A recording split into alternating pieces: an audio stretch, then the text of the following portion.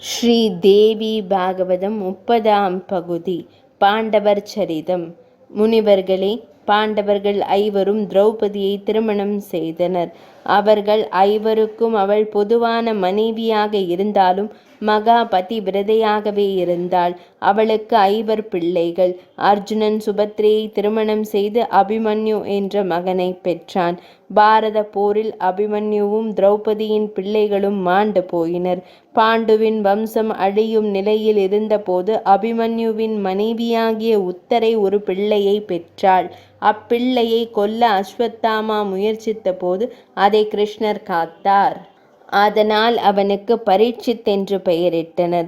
திருதராஷ்டிரனின் பிள்ளைகள் அனைவரும் போரில் கொல்லப்பட்டதால் அவன் தருமனின் பாதுகாப்பில் இருந்தான். அதை விரும்பாத பீமன் எப்போதும் திருதராஷ்டிரனை கேலி செய்து பேசுவதோடு அரண்மனையை விட்டு வேறெங்காவது செல்லும்படி கூறுவான். அதனால் மனம் நொந்த திருதராஷ்டிரன் காட்டிற்கு சென்று தவம் செய்ய விரும்பினான்.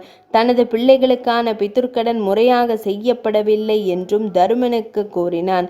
அதற்கு தருமன் சம்மதித்தான். அதை கேட்டு மிக்க கோபம் கொண்ட பீமன், உங்களால் தான் நாம் பரதேசிகளாகி காட்டில் அலைந்தோம். நீங்கள் சூதாடியதால் தான் நாங்கள் நாடு நகரங்களை இழந்தோம். உம்முடைய எண்ணங்களை நாம் ஏற்றமையால் தான் நாம் பெருந்துன்பப்பட்டோம். நான் சமையல்காரனானேன். ஏனைய தம்பிமாரும் திரௌபதியும் கேவலமான தொழில்களை செய்தனர். இனி போதும், என்னால் இனியும் பொறுமையாக இருக்க இயலாது. உம்மை எனக்கு தேவையில்லை என்று கூறிவிட்டு சென்று விட்டான். அதன் பின் தருமர் கௌரவர்களுக்கான பித்ருக்கிரியைகளை முறைப்படி செய்து முடித்தார். அதன் பின் திருதராஷ்டிரனும் காந்தாரியும் விதுரனும் வனவாசம் சென்றனர். அவர்களோடு குந்தி தேவியும் புறப்பட்டாள். பாண்டவர்கள் தடுத்தும் கேளாது அவள் அவர்களுடன் வனவாசத்திற்கு சென்று சதயகபருடைய ஆசிரமத்திற்கு சென்று அதன் அருகில் பர்ணசாலை அமைத்து தவம் செய்தனர். 6 ஆண்டுகளின் பின் குந்தியை தருமர் கனவில் கண்டார்.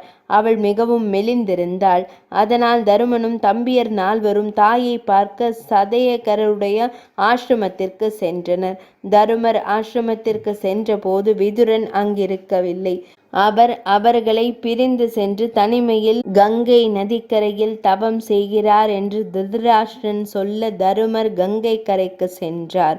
விதுரர் கண்மூடியபடி இருக்க அவரின் முகத்தில் இருந்து வெளிப்பட்ட சோதி தருமனின் உடலில் புகுந்தது. இது என்ன தெரியுமா?